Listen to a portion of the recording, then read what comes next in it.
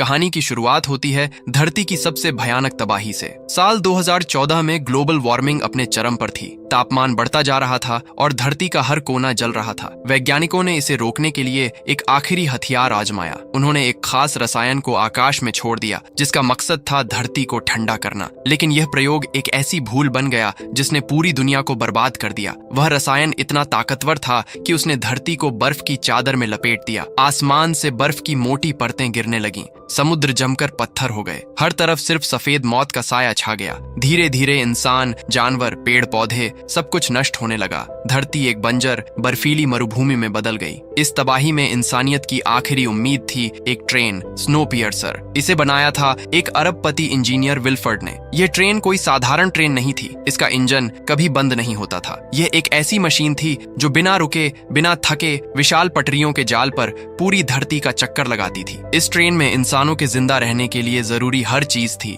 बिजली, पानी, खाना और एक पूरी तरह से आत्मनिर्भर दुनिया। इस ट्रेन में लोगों को 3 हिस्सों में बांट दिया गया था, जैसे कोई छोटा सा संसार हो। सबसे आगे ट्रेन के फर्स्ट क्लास डिब्बों में रहते थे अमीर लोग। ये वो लोग थे जिन्होंने मोटी रकम देकर टिकट खरीदा था। उनके लिए यह ट्रेन किसी 5 स्टार होटल से कम नहीं थी। स्वादिष्ट खाना, शराब, शानदार बेडरूम्स और हर तरह की सुख सुविधाएं ये लोग जो चाहें वह कर सकते थे। उनके लिए ट्रेन में हर चीज उनकी मर्जी से उपलब्ध थी। बीच के डिब्बों में रहते थे इकोनॉमी क्लास के यात्री। इनकी जिंदगी फर्स्ट क्लास वालों जितनी शानदार तो नहीं थी, लेकिन फिर भी ये लोग ठीक ठाक जिंदगी जी रहे थे। उनके पास खाना था, साफ पानी था और कुछ बुनियादी सुविधाएं थीं। लेकिन ट्रेन के सबसे पीछे टेल सेक्शन में रहते थे थर्ड क्लास के लोग। ये वो गरीब लोग थे जिन्हें मुफ्त में ट्रेन में चढ़ने दिया गया था, लेकिन उनकी जिंदगी नरक से भी बदतर थी। इन्हें अच्छा खाना तो दूर, नहाने के लिए पानी तक नहीं मिलता था। पिछले 17 सालों से ये लोग सिर्फ एक चीज खाकर जिंदा थे, एक अजीब सा प्रोटीन बार जो हर दिन गार्ड्स बांटते थे। इन लोगों की हालत इतनी खराब थी कि इन्हें बाहर का नजारा देखने का मौका तक नहीं मिलता था। ट्रेन का मालिक विल्फर्ड इंजन सेक्शन में रहता था। वहां से वह इस छोटी सी दुनिया को कंट्रोल करता था। इस ट्रेन में सब कुछ था, बिजली की चमक, पानी की सप्लाई, खाना पीना और यहाँ तक कि फर्स्ट और इकोनॉमी क्लास के बच्चों के लिए एक स्कूल भी। लेकिन ये सारी सुविधाएं सिर्फ अमीरों और मध्यम वर्ग के लिए थीं। टेल सेक्शन वालों के लिए सिर्फ अंधेरा, गंदगी और वह प्रोटीन बार था। ये ट्रेन कभी नहीं रुकती थी। ये 24 घंटे चलती रहती थी और धरती का एक पूरा चक्कर लगाने में इसे 1 साल का वक्त लगता था। हर साल जब ट्रेन एक खास ब्रिज, येकातेरिना ब्रिज से गुजरती थी तो यह एक तरह का नया साल माना जाता था। यह ब्रिज ट्रेन के एक और साल पूरा होने का प्रतीक था। कहानी अब साल 2031 में पहुंचती है, जहां 2 गार्ड्स टेल सेक्शन में आए। इस बार उनकी मांग थी एक वायलिन वादक जो फर्स्ट क्लास के डिब्बों के लिए चाहिए था। एक बूढ़ा आदमी आगे आया। उसने कहा कि वह और उसकी पत्नी दोनों वायलिन बजा सकते हैं, लेकिन गार्ड्स को सिर्फ एक आदमी चाहिए था। जब उसने अपनी पत्नी के बिना जाने से मना कर दिया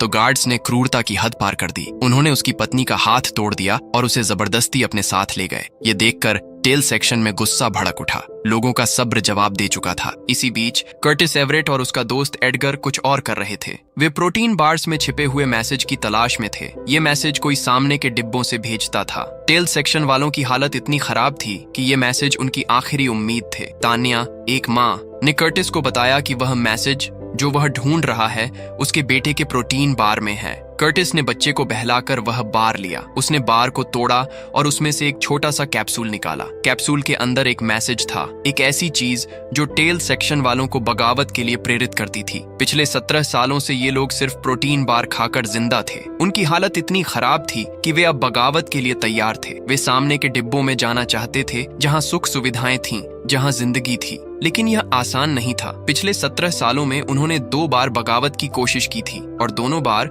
वे नाकाम रहे थे। टेल सेक्शन के लोग कर्टिस को अपना लीडर मानते थे, लेकिन कर्टिस खुद को लीडर नहीं मानना चाहता था। वह अपने अतीत से परेशान था। उसका अतीत एक ऐसा बोझ था जो उसे लीडर बनने से रोकता था। कर्टिस ने वह मैसेज गिलियम को दिखाया। गिलियम टेल सेक्शन का सबसे बुजुर्ग और समझदार आदमी था। वह कर्टिस को अपना लीडर मानता था, भले ही कर्टिस इसे स्वीकार न करे। इस बार मैसेज में एक नाम था, नामगुंग मिन्सु। नामगुंग वह शख्स था जिसने ट्रेन के सिक्योरिटी सिस्टम्स को डिजाइन किया था, लेकिन अब वह ट्रेन के जेल सेक्शन में बंद था। टेल सेक्शन वालों का प्लान था कि वे नामगुंग को छुड़ाएंगे। उसकी मदद से वे ट्रेन के सारे दरवाजे खोलकर इंजन सेक्शन तक पहुंचेंगे। अगर वे इंजन पर कब्जा कर लें तो पूरी ट्रेन उनके कंट्रोल में होगी। इससे उनकी जिंदगी बदल सकती थी। यह उनका आखिरी मौका था। उसी रात गार्ड्स और ट्रेन की सीईओ मेसन फिर से टेल सेक्शन में आए। इस बार वे बच्चों की मांग लेकर आए थे। गार्ड्स ने बच्चों की हाइट नापनी शुरू की। तानिया और एक और आदमी एंड्रयू अपने बच्चों टिमी और एंडी को छिपाने की कोशिश करते हैं, लेकिन गार्ड्स क्रूर थे। उन्होंने बच्चों को जबरदस्ती उठा लिया। एंड्रयू ने गुस्से में मेसन के सिर पर एक जूता फेंक दिया ताकि वह उनके बेटे को न ले जाए। मेसन बच्चों को लेकर चली गई, लेकिन कुछ देर बाद वापस आई। उसने वह जूता उठाया और टेल सेक्शन वालों को ताने मारे। उसने कहा, जैसे जूते की जगह पैर में होती है और हैट की जगह सिर पर, वैसे ही तुम लोग टेल सेक्शन में हो। अपनी औकात कभी नहीं भूलना चाहिए। यह सुनकर टेल सेक्शन वालों का खून खौल उठा। मेसन ने एंड्रयू को सजा देने का फैसला किया। उसने गार्ड्स को आदेश दिया कि एंड्रयू का हाथ ट्रेन के बाहर रखा जाए। बाहर की ठंड इतनी खतरनाक थी कि सिर्फ 7 मिनट में उसका हाथ पूरी तरह जम गया। फिर गार्ड्स ने हथौड़े से उसका हाथ तोड़ दिया। यह एक भयानक सजा थी। टेल सेक्शन में कई लोग ऐसे थे जिनके हाथ या पैर इस तरह की सजा की वजह से कटे हुए थे। शायद उन्होंने भी कभी बगावत की कोशिश की थी या कोई ऐसी गलती की थी जिसकी सजा उन्हें इस तरह मिली। यह देखकर कर्टिस और बाकी लोग और गुस्से में आ गए। अब बगावत का समय आ चुका था। कर्टिस को एक बात पर शक था। उसे लगता था कि गार्ड्स की गनों में गोलियां नहीं हैं। पिछले 10 सालों में हुए विद्रोहों में सारी गोलियां खत्म हो चुकी थीं। चूंकि ट्रेन में नई गोलियां बनाने का कोई तरीका नहीं था, इसलिए कर्टिस को यकीन था कि गार्ड सिर्फ डराने के लिए खाली गनें लेकर घूमते हैं। उसने अपने शक को परखने का फैसला किया। वह एक गार्ड के पास गया, उसकी गन अपने सिर पर रखवाई और ट्रिगर दबवाया। जैसा कर्टिस को शक था, गन में कोई गोली नहीं थी। यह देखकर टेल सेक्शन वालों का हौसला बढ़ गया। उन्होंने गार्ड्स पर हमला कर दिया। गार्ड्स को मार गिराया गया और विद्रोही जेल सेक्शन तक पहुंच गए। जेल सेक्शन में उन्होंने नामगुंग मिन्सू और उसकी बेटी योना को छुड़ाया। दोनों क्रोनोल नाम के ड्रग के आदी थे और स्लीप चैम्बर्स में बंद थे। ट्रेन में सजा पाने वालों को इस तरह के चैम्बर्स में सुलाकर रखा जाता था। नामगुंग ने कर्टिस से सौदा किया। वह हर दरवाजा खोलने के बदले 2 क्रोनोल ड्रग की मांग करता था। कर्टिस ने यह सौदा मान लिया। योना में एक खास बात थी। वह दरवाजों के पीछे क्या है यह भांप सकती थी। जैसे ही वे अगले सेक्शन में पहुंचे, उनके सामने खिड़कियां आईं। 17 साल बाद टेल सेक्शन वालों ने पहली बार सूरज की रोशनी देखी। बाहर का नजारा बर्फ से ढका हुआ था। गिलियम, जो टेल सेक्शन का सबसे समझदार आदमी था, यह देखकर दुखी हो गया। 17 साल बीत चुके थे, लेकिन धरती की बर्फ अभी भी नहीं पिघली थी। यह देखकर टेल सेक्शन वालों का मन और टूट गया, लेकिन उनकी बगावत की आग बुझी नहीं थी। अगले डिब्बे में वे उस जगह पहुंचे जहां प्रोटीन बार्स बनाए जाते थे। कर्टिस ने मशीन के अंदर झांका और जो देखा उससे वह सन्न रह गया। प्रोटीन बार्स कॉकरोच को पीसकर बनाए जाते थे। यह एक घिनौना रहस्य था। कर्टिस ने इसे अपने तक ही रखा क्योंकि वह नहीं चाहता था कि बाकी लोग इसे जानकर और टूट जाएं। उसे एक और मैसेज मिला जिसमें लिखा था वाटर। इसका मतलब था कि अब उन्हें ट्रेन के पानी की सप्लाई वाले सेक्शन पर कब्जा करना होगा। यह सेक्शन ट्रेन का सबसे अहम हिस्सा था। अगर वे इसे कंट्रोल कर लें तो उनकी बात मानी जा सकती थी। पानी की सप्लाई पर कब्जा करने का मतलब था कि वे विल्फर्ड और फर्स्ट क्लास वालों को मजबूर कर सकते थे। लेकिन यह काम इतना आसान नहीं था। जब वे अगला दरवाजा खोलने की तैयारी कर रहे थे, योना ने खतरे की आशंका जताई। उसने कहा कि दरवाजे के पीछे कुछ गलत है, लेकिन तब तक बहुत देर हो चुकी थी। जैसे ही दरवाजा खुला, सामने ढेर सारे हथियारबंद गार्ड्स खड़े थे। यह एक जाल था। गार्ड्स ने विद्रोहियों पर हमला कर दिया। यहाँ एक भयंकर लड़ाई शुरू हो गई। तभी ट्रेन में एक अनाउंसमेंट हुई। ट्रेन येकातेरिना ब्रिज से गुजरने वाली थी, जो हर साल के चक्कर को पूरा होने का प्रतीक था। गार्ड्स हैप्पी न्यू ईयर चिल्लाने लगे, लेकिन ट्रैक पर बर्फ की एक विशाल चट्टान थी जिससे ट्रेन हिलने लगी।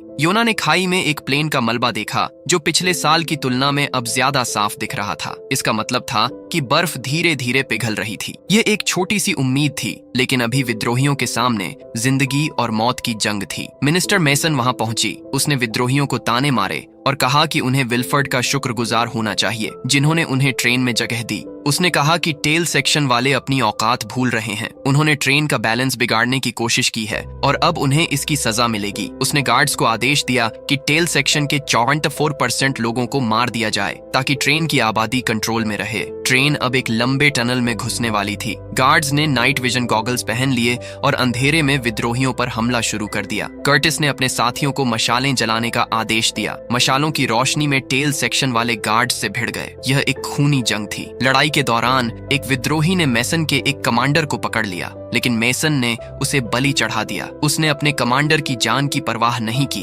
एक गार्ड ने एडगर को पकड़ लिया और कर्टिस को रुकने की धमकी दी। कर्टिस ने मेसन को पकड़ने की कोशिश की, लेकिन तब तक गार्ड ने एडगर को मार डाला। यह देखकर कर्टिस का दिल टूट गया। एडगर उसका दोस्त था और उसकी मौत ने कर्टिस को और गुस्से में भर दिया। आखिरकार कर्टिस ने मेसन को बंदी बना लिया। उसने गार्ड्स को रोकने का आदेश दिया। मेसन अब उनकी कैदी थी। पूछताछ में मेसन ने बताया कि बच्चे टिमी और एंडी सामने के डिब्बों में हैं। उसने कहा कि विल्फर्ड को बच्चे बहुत पसंद हैं, इसलिए उन्हें वहां ले जाया गया है। उसने यह भी बताया कि पानी की सप्लाई इंजन सेक्शन से आती है, जहां बर्फ को पिघलाकर पानी बनाया जाता है। टेल सेक्शन वालों का पानी पर कब्जा करने का प्लान बेकार था, क्योंकि पानी का कंट्रोल इंजन सेक्शन में था। अपनी जान बचाने के लिए मेसन ने कर्टिस को विल्फर्ड तक ले जाने का वादा किया। कर्टिस ने उसकी बात मान ली, लेकिन गिलियम ने उसे चेतावनी दी। उसने कहा कि जब कर्टिस इंजन सेक्शन में पहुंचेगा तो विल्फर्ड उसे अपनी बातों में उलझाने की कोशिश करेगा। गिलियम ने कहा, उसकी जबान काट देना, क्योंकि वह बातों में फंसाने में माहिर है।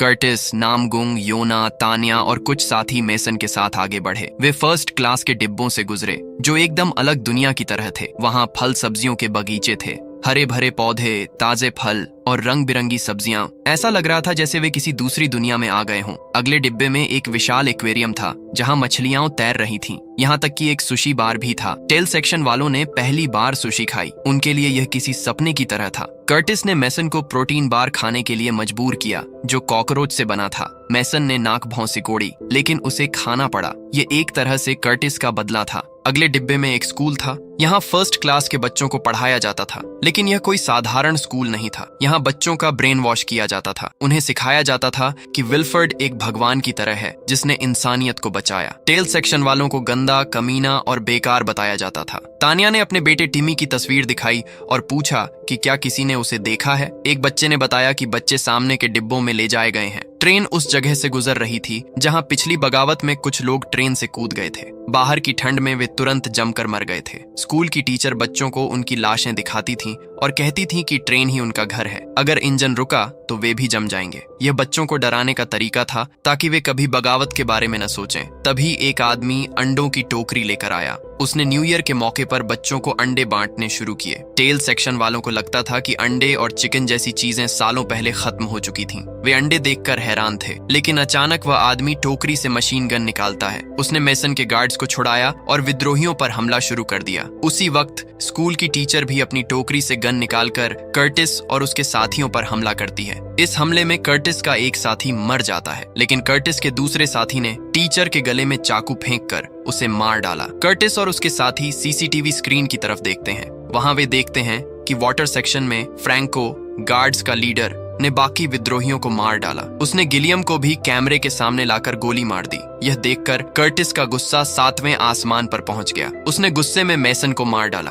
अब सिर्फ कर्टिस, नामगुंग और योना बचे थे। वे आगे बढ़े। अब वे फर्स्ट क्लास की दुनिया में थे। यहाँ हॉस्पिटल, टेलर, ब्यूटी पार्लर और स्विमिंग पूल जैसी सुविधाएं थीं।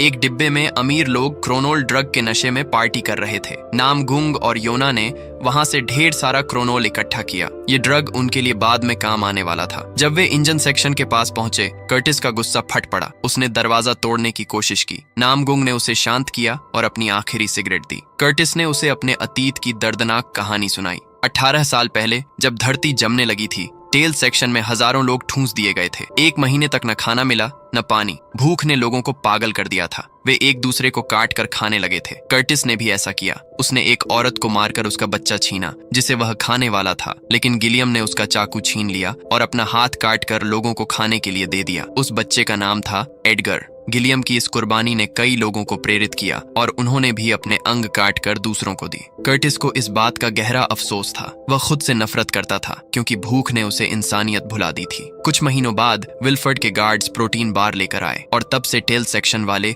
उसी पर जिंदा थे। नामगुंग ने कर्टिस की कहानी सुनी। उसने कहा कि उनकी कहानी दुखद है, लेकिन अब इंजन पर कब्जा करने का कोई फायदा नहीं। उसने सुझाव दिया कि उन्हें ट्रेन का बाहर का दरवाजा खोलना चाहिए। उसने बताया कि वह क्रोनोल इकट्ठा कर रहा था, क्योंकि इसे ज्यादा मात्रा में इस्तेमाल करने पर यह बम की तरह फट सकता है। उसने कहा कि येकातेरिना ब्रिज पर हर साल वह खाई में प्लेन का मलबा देखता था। पहले सिर्फ उसका एक हिस्सा दिखता था, लेकिन अब वह पूरा दिखने लगा है। इसका मतलब था कि बर्फ पिघल रही है और बाहर अब जिया जा सकता है। लेकिन कर्टिस को उसकी बात पर यकीन नहीं हुआ। उसे लगा कि क्रोनोल के नशे ने नामगुंग का दिमाग खराब कर दिया है। तभी विल्फर्ड की सेक्रेटरी वहां आई। उसने नामगुंग को गोली मार दी और उसे मरने के लिए छोड़ दिया। फिर वह कर्टिस को इंजन सेक्शन में ले गई। वहां विल्फर्ड ने कर्टिस का स्वागत किया। उसने बताया कि वही मैसेज भेजता था। हर 5-10 साल में बगावत करवाना उसका और गिलियम का समझौता था, ताकि ट्रेन की आबादी कंट्रोल में रहे। इस बार गिलियम ने विद्रोह को नहीं रोका, इसलिए उसे मारना पड़ा। विल्फर्ड ने कर्टिस को इंजन दिखाया। उसने कहा कि वह अब बूढ़ा हो चुका है, वह ट्रेन को अकेले नहीं संभाल सकता। उसने कर्टिस को अपनी जगह ऑफर की। उसने फ्रैंको को आदेश दिया कि टेल सेक्शन के सिर्फ 18 लोगों को छोड़कर बाकी सबको मार दिया जाए, क्योंकि ट्रेन को 18 साल पूरे हो चुके थे। कर्टिस ने सुना जब फ्रैंको ने टेल सेक्शन के 64% लोगों को मार डाला। विल्फर्ड ने बताया कि ट्रेन में संसाधन कम है और आबादी बढ़ती रहती है, इसीलिए उन्हें इस तरह के कदम उठाने पड़ते हैं। इधर नामगुंग और योना होश में आए। उन्हें फर्स्ट क्लास के लोग और फ्रैंको मारने आए थे। योना ने इंजन का गेट खोला, विल्फर्ड के असिस्टेंट को मार दिया और क्रोनोल को ट्रेन के बाहर के दरवाजे पर लगा दिया। वह कर्टिस के पास माचिस मांगने गई। योना को लगा कि इंजन के फ्लोर के नीचे कुछ है। कर्टिस ने उसकी मदद की और जब उन्होंने फ्लोर खोला तो देखा कि टिमी और एंडी वहां खतरनाक हालत में इंजन के पुर्जों में काम कर रहे थे। यह देखकर कर्टिस का गुस्सा फट पड़ा। उसने विल्फर्ड को एक जोरदार मुक्का मारा और उसे गिरा दिया। फिर उसने योना को माचिस दी। कर्टिस ने टिमी को बाहर निकाला और योना ने क्रोनोल में आग लगा दी। इसके बाद एक जबरदस्त धमाका हुआ।